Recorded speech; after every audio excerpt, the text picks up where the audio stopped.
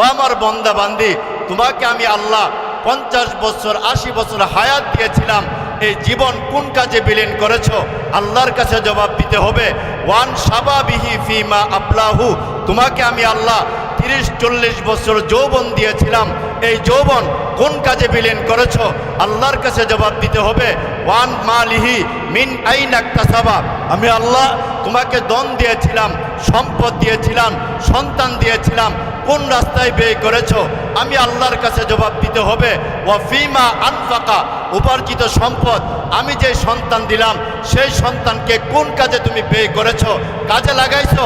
সেই জবাব আমি আল্লাহর কাছে দিতে হবে। 5 নম্বর, ও মাজা আমিলা ফিমা আলিমা, কোরআন এবং হাদিস কতটুকু জেনেছো আর কি পরিমাণ নেক আমল করেছো, আমি আল্লাহর কাছে জবাব দিতে হবে।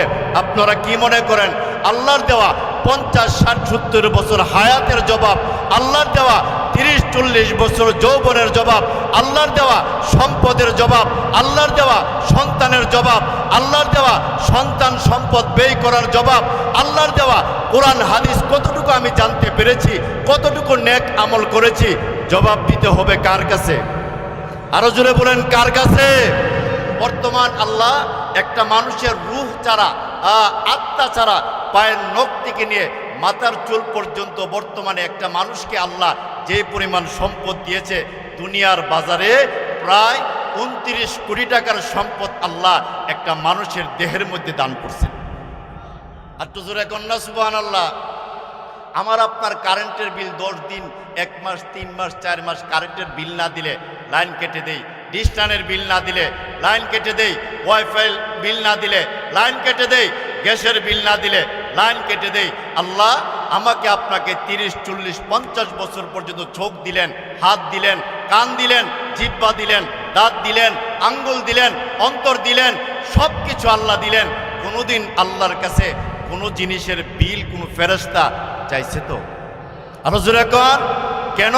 আল্লাহ বলে, বান্দারে আমি তোমার দেহের ভিতরে যত সম্পদ দিলাম, যখন মুয়াজ্জিন সাহেব আজান দিবে, আজান দেওয়ার সাথে সাথে পুরুষেরা মসজিদে এসে নামাজ আদায় করবে আর মহিলারা পর্দায় থেকে নামাজ আদায় করবে।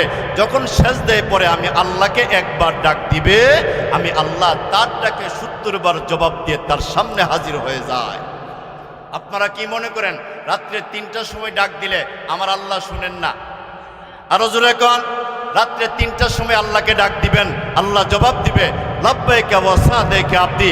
দিনের 2টার সময় আল্লাহকে ডাক দিবেন, আল্লাহ জবাব দিবে লাব্বাইকা ওয়া। তেলাওয়াতকৃত আয়াত এবং হাদিস শরীফকে সামনে রেখে অত্যন্ত সংক্ষিপ্তভাবে কিছু কথা আপনাদের সামনে বলার চেষ্টা করব। ওমা তাওফিক ইল্লা বিল্লাহ। এখন আসুন সামনের দিকে যাই। এই পৃথিবীতে যত মাখলুকের জীবন আছে, মরণও আছে, এই মাসআলায় তামাম পৃথিবীর মানুষেরা একমত। যারা আল্লাহকে মানে না তারাও মরণকে বিশ্বাস করে, যারা রাসূলকে মানে না তারাও মরণকে বিশ্বাস করে, যারা কোরআনকে মানে না তারাও মরণকে বিশ্বাস করে, যারা পরকালকে বিশ্বাস করে না তারাও মরণকে বিশ্বাস করে, যারা ফুলসিরাতকে বিশ্বাস করে না তারাও মরণকে বিশ্বাস করে। অর্থাৎ এই পৃথিবীতে যত আস্তিক বলেন, নাস্তিক বলেন, বেঈমান বলেন, কাফের বলেন, যে কোনো ধর্মের ধর্মাবলম্বী যে কোনো একজন মানুষকে যদি আপনি জিজ্ঞাসা করেন আপনি কি সব সময় পৃথিবীতে থাকতে পারবেন, তিনি উত্তর দিবেন না, না এই পৃথিবীতে থাকতে পারবো না, এই পৃথিবীর জমিন থেকে আমাদেরকে বিদায় হতে হবে। তবে হ্যাঁ, আসার বেলার সিরিয়াল আছে, যাওয়ার কিন্তু সিরিয়াল আছে তো? আরো জোরে বলেন। যদি আপনি জিজ্ঞাসা করেন, এ যুবক ভাই আপনি নামাজ পড়েন না কেন, ভাই আপনি রোজা রাখেন না কেন, আপনি সুন্নতি তরিকার উপর চলেন না কেন, তিনি আপনাকে জবাব দেবে, হুজুর আমি তো এখনো বড় হই নাই, বিয়ে করি নাই, সংসার হই নাই, সন্তান হই নাই, আমি দাদা হই নাই, আমি নানা হই নাই, আমি মুরব্বী হই নাই, আমার চুল পাকে নাই, আমার দাড়ি পাকে নাই, আমার বার্ধক্যজনিত অবস্থা ধারণ করে নাই। আমি আপনাদের কাছে প্রশ্ন রাখতে চাই, আপনি বিয়ে করবেন, দাদা হবেন, নানা হবেন, মুরব্বী হবেন, চুল দাড়ি আপনার পাকবে, এই গ্যারান্টি আছে তো? আরো জোরে কোন। এর দ্বারা আমাদের মুরব্বীরা বলেন আর সাহাবায়ে কেরাম তাফসীরের কারকরা বলেন, আসার বেলার সিরিয়াল আছে, যাওয়ার বেলার কিন্তু সিরিয়াল। আরো জোরে কন। যে কোনো মুহূর্তে মালাকুল মউত আজরাইল আমার এবং আপনার বাড়ির সামনে এসে হাজির হতে পারে। কারো অনুমতির কোনো দরকার নাই, কারো কাছ থেকে অনুমতি নেওয়ার, পারমিশন নেওয়ার কোনো দরকার নাই। যে কোনো মুহূর্তে মালাকুল মউত আজরাইলের গাড়ি আমার এবং আপনার বাড়ির সামনে আসার সম্ভাবনা আছে না নাই? আরো জোরে কোন আছে না নাই? এই জন্যে মালাকুল মউত আজরাইল আসার আগে আগে কবরের জন্য প্রস্তুত, পরকালের জন্য প্রস্তুত, ঈমান এবং আমলের পিছনে মেহনত করার দরকার বাজার নাই। আরো জোরে কোন নাই? এই জন্যে যারা আল্লাহকে মানে না তারাও মরণকে বিশ্বাস করে। এই পৃথিবীতে একজন নাস্তিক ছিল যার নাম ডক্টর আহমদ শরীফ। যে বলেছে, এ আমার সন্তানেরা, এ আমার শিষ্যরা, আমি পৃথিবীর জমিন থেকে বিদায় হয়ে গেলে আমাকে কবরস্থ করবা না। কি করবা? আমার এই মরা দেহটা, আমার এই মাইয়েতের দেহটা হসপিটালের মর্গে রেখে দিবা। এর দ্বারা প্রমাণ হয়ে যায় নাস্তিক আহমদ শরীফ মরণ এমনভাবে পরকালকে বিশ্বাস করে নাই, মরণকে বিশ্বাস করছিনি। আরো জোরে কোন করছি কিনা? এর দ্বারা বোঝা যায় এই পৃথিবীর জমিন থেকে আমাদেরকে বিদায় হতে হবে, এর মধ্যে কোনো সন্দেহ নাই। কারণ এই পৃথিবী চিরকাল থাকার জায়গা নয়। অল্প কয়েকদিনের জন্য আল্লাহ এই পৃথিবীতে আমাদেরকে পাঠাইছেন। আমাদের পরকালের প্রথম স্টেশন হবে কবর। সেখান থেকে আমাদেরকে 3টা প্রশ্নের জবাব দিলে, হাসরের মাঠে 5টি প্রশ্নের জবাব দিলে আল্লাহ বলেন, লা খাউফুন আলাইকুম ওয়ালা আনতুম তাহজানুন। ও পৃথিবীর মানুষেরা, কবরের 3টা প্রশ্ন, হাসরের মাঠে 5টি প্রশ্ন, এই 8টি প্রশ্নের জবাব যারা দিতে পারবে আমি আল্লাহর জান্নাতে হাসতে হাসতে চলে যাবে। আরো জোরে কন্যা সুবহানাল্লাহ। তাহলে কবরে যাওয়ার পরে আমাদের প্রথম স্টেশন হলো কবর। কবরে যাওয়ার পরে আমাদেরকে 3টা প্রশ্ন করবে, মার রব্বুকা ওমা দীনুকা ওমান নাবিয়ুকা।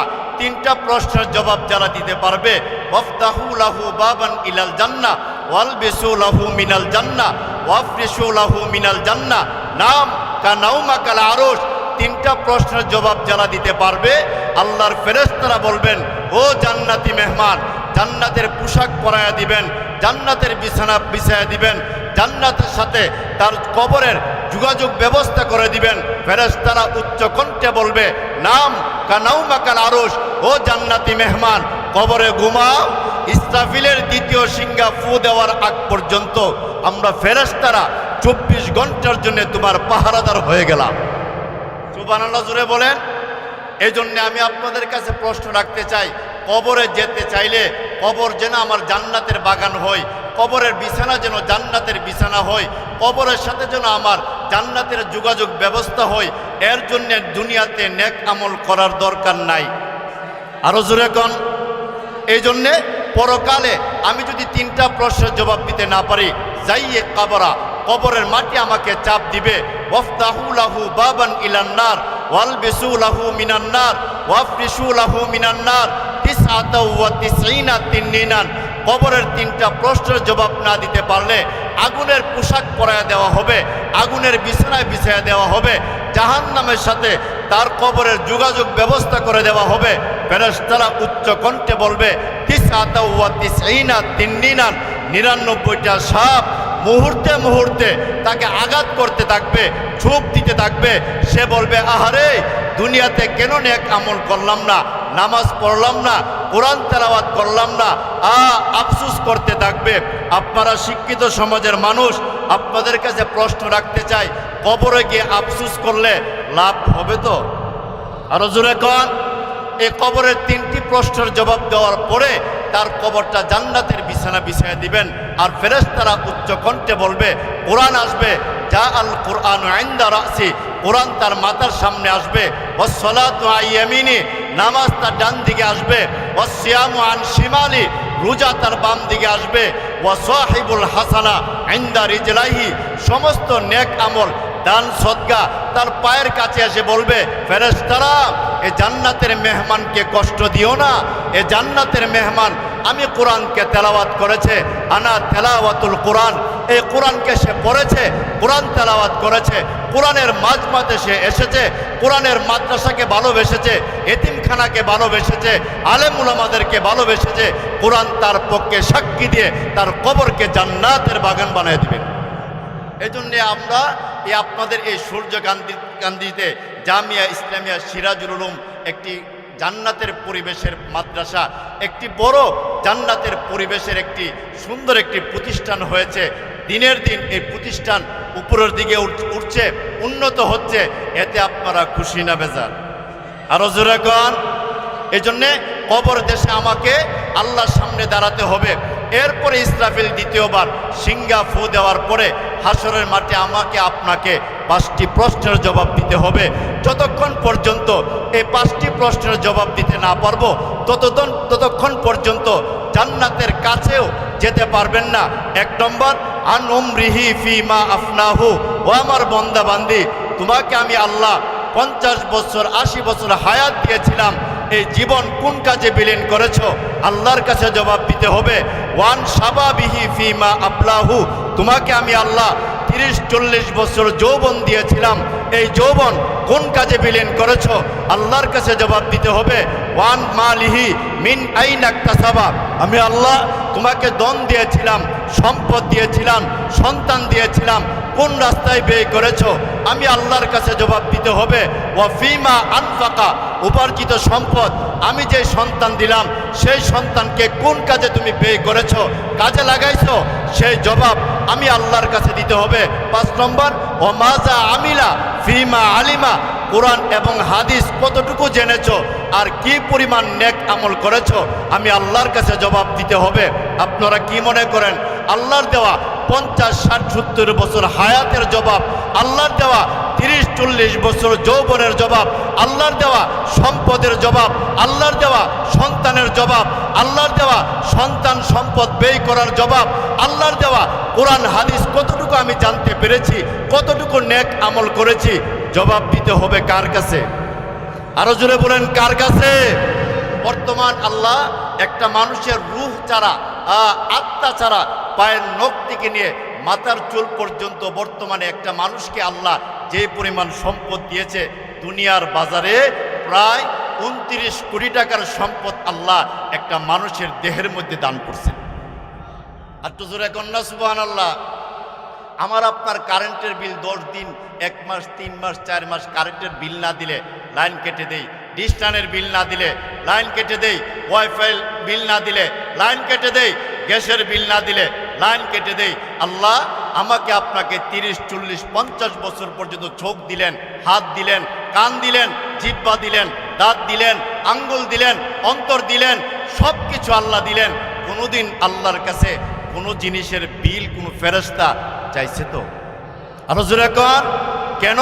আল্লাহ বলে, বান্দারে আমি তোমার দেহের ভিতরে যত সম্পদ দিলাম, যখন মুয়াজ্জিন সাহেব আজান দিবে, আজান দেওয়ার সাথে সাথে পুরুষেরা মসজিদে এসে নামাজ আদায় করবে আর মহিলারা পর্দায় থেকে নামাজ আদায় করবে। যখন সেজদায় পড়ে আমি আল্লাহকে একবার ডাক দিবে, আমি আল্লাহ তার ডাকে 70 বার জবাব দিয়ে তার সামনে হাজির হয়ে যায়। আপনারা কি মনে করেন রাত্রে 3টার সময় ডাক দিলে আমার আল্লাহ শুনেন না? আরো জোরে কোন? রাত্রে 3টার সময় আল্লাহকে ডাক দিবেন, আল্লাহ জবাব দিবে লাব্বাইকা ওয়া সাদাইকা আবদি। দিনের 2টার সময় আল্লাহকে ডাক দিবেন, আল্লাহ জবাব দিবে লাব্বাইকা ওয়া সাদাইকা আবদি। দুপুর 12টার সময় আল্লাহকে ডাক দিবেন, আল্লাহ জবাব দিবে লাব্বাইকা ওয়া সাদাইকা আবদি। সুবে সাদেকের সময় আল্লাহকে ডাক দিবেন, আল্লাহ জবাব দিবে লাব্বাইকা ওয়া সাদাইকা আবদি। একবার 2 বার নয়। তাফসীরে কারকরা বলেন, কেউ যদি সেজদায় গিয়ে আল্লাহকে একবার ডাক দেয়, আল্লাহ তার ডাকে 70 বার জবাব দিয়ে আল্লাহ তার সামনে হাজির হয়ে যায়। আপনারা কি মনে করেন নিশি রাত্রে আস্তে আস্তে গুনগুন করে আমি যদি আল্লাহকে ডাক দেই আমার আল্লাহ শুনেন না? আরো জোরে কোন? আমাদের এমন একজন রব, এমন একজন স্রষ্টা, এমন একজন গাফফার, এমন একজন সাত্তার, লা তাখুযুহু সিনাতু ওয়ালা নাওম। ফেরেশতারা বলেন, ও আল্লাহ আপনি তন্দ্রাতেও যান না, ঘুমেও যান না। আল্লাহ বলেন, ফেরেশতারা রে, বন্দা এবং বান্দি 24 ঘন্টার যে কোনো সময় আমি আল্লাহকে ডাক দিয়া যদি না পাই, তাহলে আমি কিসের আল্লাহ হইলাম? অথচ এই পৃথিবীতে অন্যান্য ধর্মাবলম্বীরা আছে, আমি তাদেরকে ছোট করে দেখি নাই, কিন্তু অন্যান্য ধর্মাবলম্বীদের ভগবান আছে, তাদের স্রষ্টা আছে, তাদের রব আছে, এমনকি তাদের ভগবান আছে। তাদের ভগবানের সামনে মিষ্টান্ন দেওয়া হয়, আমিতি দেওয়া হয়, রসমলাই দেওয়া হয়, ফিন্নি দেওয়া হয়, পায়েস দেওয়া হয়। তাদের ভগবানের সামনে মিষ্টান্নের ভিতরে মশা এবং মাছি বসলে তাদের ভগবান এই মশা এবং মাছিকে সরানোর ক্ষমতা আছে তো? আর জোরে কোন? তাদের আকলে ধরে না। আহারে, আমি যাকে রব মানলাম, যাকে ভগবান মানলাম, তার সামনে মিষ্টান্ন রাখা, এই মিষ্টান্নের ভিতরে মশা এবং মাছি বসছে, আমার রব, আমার ভগবান মিষ্টান্ন থেকে মশা এবং মাছিকে সরাইতে পারে না। তাদের আকলে ধরে না, যাকে আমি রব মানলাম, ভগবান মানলাম, তিনি মশা এবং মাছি সরানোর ক্ষমতা নাই, তিনি জাহান্নামের আগুন থেকে সরানোর ক্ষমতা আছে তো? আরো জোরে কোন? উপমহাদেশের হিন্দু ভাইদেরকে জিজ্ঞাসা করবেন, আপনাদের ভগবানের নাম কি? উচ্চ কণ্ঠে বলবে গণেশ। দিল্লির হিন্দু ভাইদেরকে জিজ্ঞাসা করবেন, আপনাদের ভগবানের নাম কি? উচ্চ কণ্ঠে বলবে রাম। গুজরাটের হিন্দু ভাইদেরকে জিজ্ঞাসা করবেন, আপনাদের ভগবানের নাম কি? উচ্চ কণ্ঠে বলবে কৃষ্ণা। বাংলাদেশের হিন্দু ভাইদেরকে জিজ্ঞাসা করবেন, আপনাদের ভগবানের নাম কি? উচ্চ কণ্ঠে বলবে দুর্গা। বিহারের হিন্দু ভাইদেরকে জিজ্ঞাসা করবেন, আপনাদের ভগবানের নাম কি? উচ্চ কণ্ঠে বলবে শঙ্কর। পশ্চিম ভারতের হিন্দু ভাইদেরকে জিজ্ঞাসা করবেন, আপনাদের ভগবানের নাম কি? উচ্চ কণ্ঠে বলবে কার্তিক। নেপালের হিন্দু ভাইদেরকে জিজ্ঞাসা করবেন, আপনাদের ভগবানের নাম কি? উচ্চ কণ্ঠে বলবে পশুপাতি। আর পৃথিবীর যে কোনো রাষ্ট্র, আরব হোক, অনারব হোক, সৌদি আরব হোক, বার্মা হোক, কাতার হোক, ইন্দোনেশিয়া হোক, কানাডা হোক, জার্মানি হোক, অস্ট্রিয়া হোক, সৌদি আরব হোক, বাংলাদেশ হোক, ভারত হোক, নেপাল হোক, যে কোনো একটা রাষ্ট্রের অন্ধ মুসলমানকে জিজ্ঞাসা করলে রবকে উচ্চ কণ্ঠে বলবে আল্লাহ। জোরে কোন ঠিক কিনা? এর দ্বারা বোঝা যায় একই রাষ্ট্র এক এক উপমহাদেশের মধ্যে গেলে রবের নাম পরিবর্তন, একই রাষ্ট্র আরেকটা উপমহাদেশের মধ্যে গেলে রবের নাম পরিবর্তন, একই রাষ্ট্র আরেকটা উপমহাদেশের মধ্যে গেলে রবের নাম পরিবর্তন। আর আমাদের এমন একজন রব, পৃথিবীর যে কোনো রাষ্ট্র, যে রাষ্ট্রের ভাষা আরবি, তাকে আপনি আরবিতে প্রশ্ন করবেন, রবকে বলবে আল্লাহ। যে রাষ্ট্রের ভাষা হিন্দি, তাকে আপনি জিজ্ঞাসা করবেন হিন্দি ভাষায়, রবকে বলবে আল্লাহ। যে রাষ্ট্রের ভাষা মালাই, তার ভাষায় জিজ্ঞাসা করবেন, রবকে বলবে আল্লাহ। যে রাষ্ট্রের ভাষায় এমনভাবে আরবি ভাষায় জিজ্ঞাসা করবেন, রবকে বলবে আল্লাহ। যে রাষ্ট্রের ভাষায় বাংলা, তার ভাষায় জিজ্ঞাসা করবেন, রবকে বলবে আল্লাহ। যে রাষ্ট্রের ভাষায় এমনভাবে চাইনা, তার ভাষায় জিজ্ঞাসা করবেন, রবকে বলবে আল্লাহ। আমি আপনাদের কাছে প্রশ্ন রাখতে চাই, আমাদের রবকে? আরো জোরে কোন কে? তখন আমাদের এমন একজন রব, এমন একজন স্রষ্টা, বিশ্বনবী রহমতুল্লিল আলামিন আল্লাহর কাছে সেজদা দিয়েছেন, দিয়া বলছেন আল্লাহ, আমি নবী বিদায় হয়ে গেলে আমার উম্মতদেরকে কে দেখাশোনা করবে?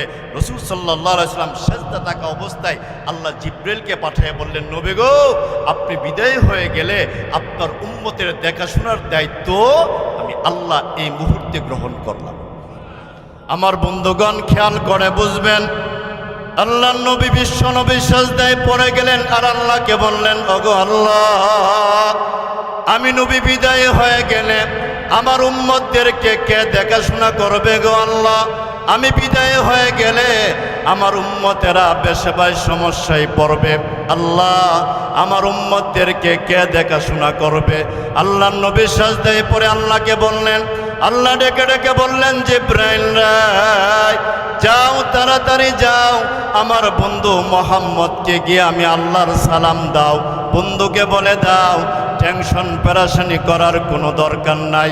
আমার বন্ধু মোহাম্মদ পৃথিবীর জমিন থেকে বিদায় হয়ে গেলে আমার বন্ধুর উম্মতের নারী পুরুষেরা যারা কালিমা লা ইলাহা ইল্লাল্লাহ কালিমা পড়ে পড়ে পৃথিবীতে বিচরণ করবে, আমার বন্ধু বিদায় হয়ে গেলে আমার বন্ধুর উম্মতের জিম্মাদারির দায়িত্ব এই মুহূর্তে স্বয়ং আমি আল্লাহ নিজেই গ্রহণ করলাম। নবী বিদায় হয়ে গেলে, ও নবী আপনি বিদায় হয়ে গেলে আপনার প্রত্যেকটা উম্মত যারা কালিমা লা ইলাহা ইল্লাল্লাহ পড়বে, আশহাদু আল্লা ইলাহা ইল্লাল্লাহ ওয়া আশহাদু আন্না মুহাম্মাদান আবদুহু ওয়া রাসূলু পরে পরে ঈমানের সাথে পৃথিবীতে বিচরণ করবে, আপনি বিদায় হয়ে গেলে আপনার উম্মতদেরকে দেখাশোনার দায়িত্ব আমি আল্লাহ নিজে গ্রহণ করলাম। সুবহানাল্লাহ জোরে পড়েন। আপনারা কি মনে করেন নবী বিদায় হয়ে গেলেন, আমাদেরকে কার দায়িত্বে দিলেন? আরো জোরে কোন কার দায়িত্বে? কিন্তু আমাদের দেশে এমন একটা ফেরকা আছে, এমন একটা দল আছে যারা আমার নবীকে শেষ নবী মানে না। আমি আপনারা শিক্ষিত সমাজের মানুষ, আপনাদের কাছে প্রশ্ন রাখতে চাই, যারা আমার নবীকে শেষ নবী মানে না এরা কি মুসলমান? বুঝা কোন এরা কি মুসলমান? অথচ মির্জা গোলাম আহমদ কাদিয়ানি যিনি 3 বার মেট্রিক পরীক্ষা দিয়া ফেল মারছেন, নবীরা দুনিয়ার কোনো পরীক্ষায় ফেল মারতে পারে না। দুনিয়ার পরীক্ষা, দুনিয়ার যত শাসক, দুনিয়ার যত পাওয়ার যেখান থেকে শেষ, নবীদের পাওয়ার সেখান থেকে শুরু। জুড়ে কোন ঠিক কিনা?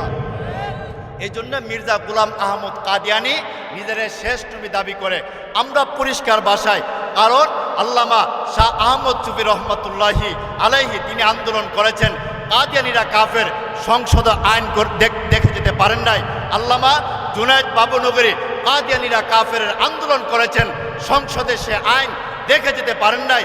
আল্লামা মুফতি ফজলুল হক আমিনী রহমতুল্লাহি আলাইহি কাদিয়ানিরা কাফের আন্দোলন করেছেন, সংসদে সে আইন পাশ হয়ে তিনি দেখে যেতে পারেন নাই। আল্লামা নূর হোসেন কাসিমি রহমতুল্লাহি আলাইহি কাদিয়ানিরা কাফের আন্দোলন করেছেন, সংসদে আইন পাশ করার এই আইন দেখে যেতে পারেন নাই। বর্তমানে বাংলাদেশের মুরব্বীরা আছেন মুহিবুল্লাহ বাবুনগরে, আল্লামা সাজিদুর রহমান, আল্লামা মুফতি মুবারকুল্লাহ, আল্লামা আজিজুল ইসলাম জালালী সাহেব সহ অসংখ্য অগণিত আলেমরা জীবিত থাকতে এই বাংলাদেশের মাটিতে কাদিয়ানীদেরকে কাফের ঘোষণা করতে হবে। যতদিন এই মাটিতে চূড়ার বাংলাদেশে কাদিয়ানীদেরকে কাফের ঘোষণা না করা হবে, ততদিন বাংলাদেশের মুসলমানরা গড়ে ফিরবে না, আন্দোলন দাবানল করবে। জুড়ে কোন ঠিক কিনা? আমি আপনাদের কাছে প্রশ্ন রাখতে চাই, নবীর পরে নবী নাই, সংসদে আইন চাননি আপনারা? আরো জোরে কোন নবীর পরে নবী নাই, নবীর পরে নবী নাই। কারা কারা চান দুইটা হাত দেখান। নারে তাকবীর। কোরআন সুন্নাহ যেখানে, আলেম ওলামা যেখানে, সূর্যকান্দি জামিয়া মাদ্রাসা যেখানে, জান্নাতের বাগান যেখানে, নবীর প্রেমিক যেখানে,